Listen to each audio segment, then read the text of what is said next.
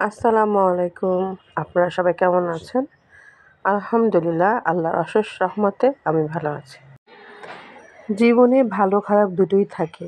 দুটোকে নিয়েই সামনে আগাতে হয়। শুধু খারাপ আছে বলেই বসে থাকবো তা না। আবার যে খুব ভালো হবে এজন্য যে খুব আকাশে উড়বো তাও না। যখন যেটা আসবে তখন সেটা মেনে নিয়ে সামনে এগোতে হবে। তো আজকে রান্না করছিলাম মুরগি। এই তো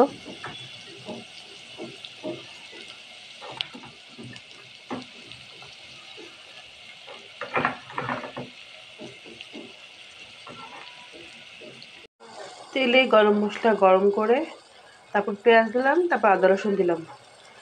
এখন পেঁয়াজটা একটু হালকা ভাজা হয়ে গেলে দিয়ে দিলাম মুরগি।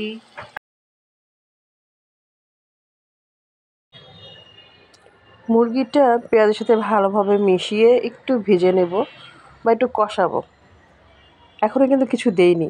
এখন হলুদ দিব, মরিচ দিব, লবণ, জিরা গুঁড়া, ধনিয়া গুঁড়া, গরম মশলা গুঁড়া সব দিয়ে এখন আরও ভালো করে কষাবো।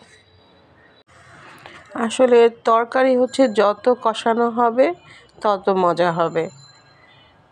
আর যতক্ষণ পর্যন্ত তেলটা উপরে না উঠবে ততক্ষণ পর্যন্ত পানি না দিলে সে তরকারিটা মজা হয় আসলে। তো আমি কষাতে থাকলাম। যখন দেখব যে তেলটা উপরে উঠে গেছে, কিছুটা সেদ্ধ হয়ে আসছে, তখন পানি দিই। পানি দিয়ে ঢেকে দিয়েছিলাম। সাথে সাথে আবার কলমি শাকও রান্না করেছিলাম। আমার মেয়ে পাখির জন্য কলমি শাক এনেছিল। সেটা ধুয়ে কেটে তারপর পাশের চুলায় বসিয়ে দিয়েছিলাম।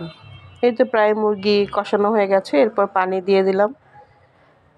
পানি দিয়ে একটু নাড়াচাড়া করে তারপর ঢেকে দিলাম। এভাবে খেতে ভালোই লাগে। এই যে হয়ে গেছে মুরগি রান্না।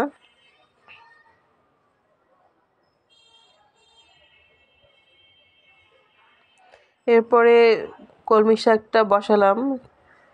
আমি একসাথেই বসিয়ে দিই। তেলে পেঁয়াজ, শাক, লবণ, হলুদ, মরিচ, একটু রসুন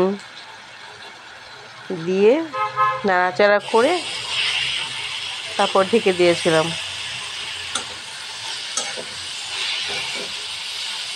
অনেকে আবার পরে বাগার দেয়, আমি একসাথেই বসিয়ে দিয়েছি। বাগার দেওয়ার ঝামেলাটা রাখিনি। কম আঁচে শাক রান্না করলে সেই শাকটা মজা হয় আসলে। যাক, একসময় শাকটা হয়ে গেল। আসলে সবাইকে ভালোবাসার শুভেচ্ছা রইল। আল্লাহ হাফেজ।